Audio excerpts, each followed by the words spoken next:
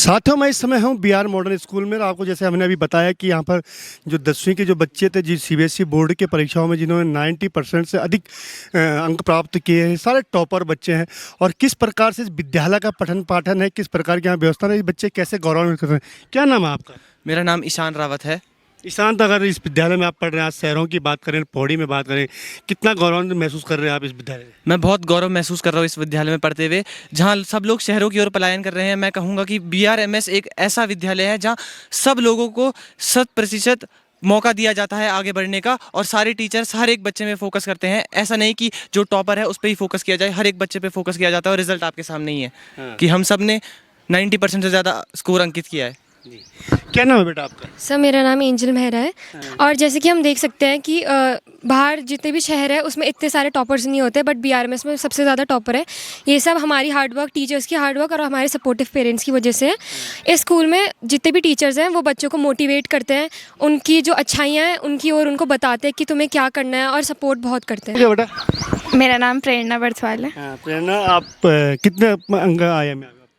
95%। 95%। कैसा महसूस होता है बहुत अच्छा महसूस हो रहा है। जब विद्यालय का नाम आता है तो कैसा लगता है आपको? बहुत अच्छा फील हो रहा है कि हमने इतने सारे बच्चों ने 90+ स्कोर करके अपने स्कूल का, अपना ही नहीं बल्कि स्कूल का भी नाम रोशन किया है, और अच्छा लगता है। मेरे साथ एक बच्ची और है कि आयुषी, जिसने 97% मार्क लाए इस समय 10th में।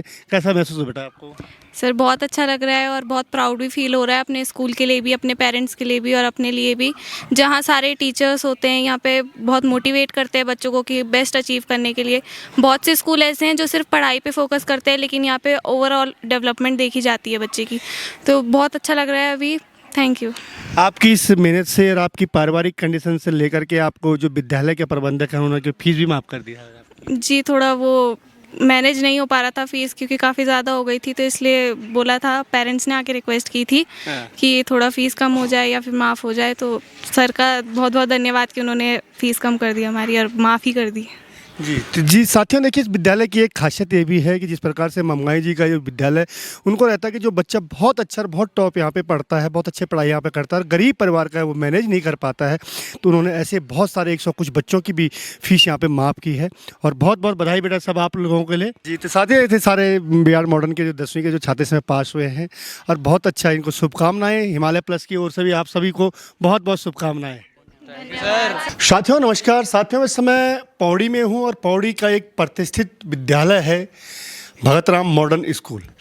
साथियों, मैं इस स्कूल की बात इसलिए कर रहा हूँ कि अभी अभी CBSE बोर्ड का रिजल्ट खुला, और CBSE बोर्ड का रिजल्ट आने के बाद इस विद्यालय की एक बड़ी चर्चा चल रही है। चर्चा इसलिए है कि कम से कम यहाँ के जो बच्चे हैं वो 36 बच्चे टॉपर निकले हैं, जो 90% से भी ऊपर हैं।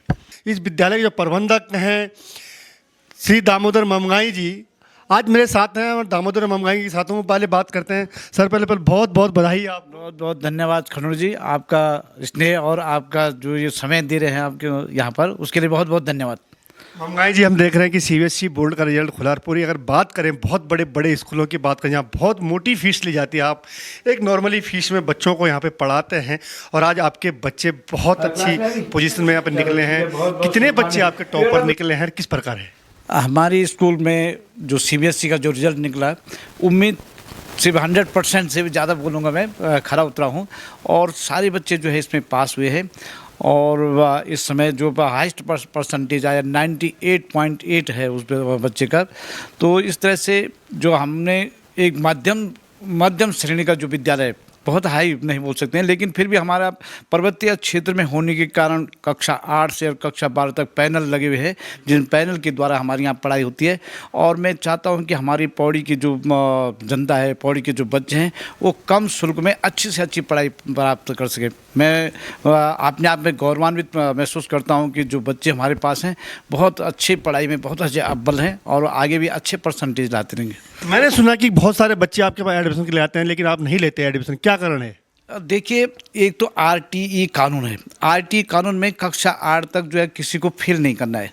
और जब वो फेल नहीं करना है तो अगर वो कमज़ोर होगा और 9th में एडमिशन लेने के लिए आएगा तो संभव तो फेल हो जाएगा। इसलिए हम अपना रिजल्ट को बरकरार बनाने रखने के लिए केवल उन्हीं को लेते हैं जो पढ़ने में ठीक ठाक हो। लेकिन हाँ, आरटी के तहत अगर कोई बच्चा बहुत गरीब है और मेधावी है तो स्कूल उसको निःशुल्क पढ़ाता है। जो आरटी के तहत जो बच्चे आप पढ़ाते हैं, किस प्रकार के बच्चों को है?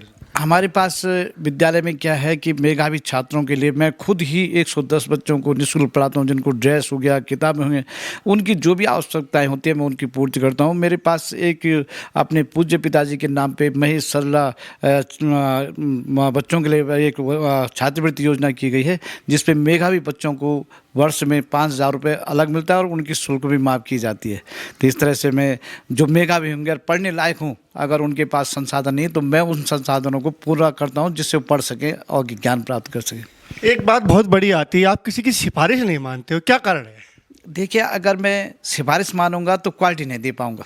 और क्वालिटी अगर बाज़ार में पौड़ी में अगर क्वालिटी वाला विद्यालय बनाना है तो तब भाई पैसे के पीछे नहीं भागना पड़ेगा। अगर पैसे के पीछे भागेंगे तो क्वालिटी नहीं दे पाएंगे। तो इसलिए मैं चाहता हूं कि मैं क्वालिटी बनाऊं और सिफारिश मैं उसकी सुन सकता हूं जो किसी की फीस माफ़ करनी है, गरीब है लेकिन अगर पढ़ाई में होशियार नहीं है और ठीक ठाक उसका अनुशासन भी नहीं, तो ऐसे बच्चे की सिफारिश लेके भी क्या फ़ायदा, जिससे कि एक बच्चे को अगर मैंने सिफारिश में दे दिया और उसने 40 में से 35 बच्चों को बिगाड़ दिया या 5 बच्चों को बिगाड़ दिया, तो मैं उन 5 बच्चों के लिए ऐसी सिफारिश नहीं मानूंगा जिससे कि उन बच्चों पे फ़र्क पड़े। जी बिल्कुल, ये बहुत बड़ी बात है साथियों। मैं आपको बता दूं, मैं बहुत पहले से जानता हूं ममगाई जी को कि किसी भी प्रकार की कोई भी बड़ी से बड़ी सिफारिश आप कर ले, अगर इनके जो मानक हैं उन पर खरे नहीं उतरते तो वो सिफारिश नहीं मानी जाती है। जैसे और विद्यालयों में हम देखते हैं कि मंत्री, विधायक या कोई बड़ा अधिकारी फ़ोन करता है, उसके बाद उसको एडमिशन मिल जाते हैं, लेकिन यहाँ पर ऐसी व्यवस्था नहीं है। और यही कारण है कि आज भगत राम मॉडर्न स्कूल पौड़ी के पूरे उत्तराखंड में, जो अगर पौड़ी जनपद की बात करूँ, उत्तराखंड की बात तो नहीं करूँगा, लेकिन पौड़ी जनपद की बात करूँगा तो जनपद में अव्वल नंबर का ये विद्यालय आज बन गया है। और इस विद्यालय में एडमिशन लेने के लिए लोगों के तांते लगे हैं, लाइनें लगी हुई हैं, लेकिन ममगाई जी उन्हीं बच्चों को लेते हैं कि जो बच्चे कम से कम पढ़ने के इच्छुक हों।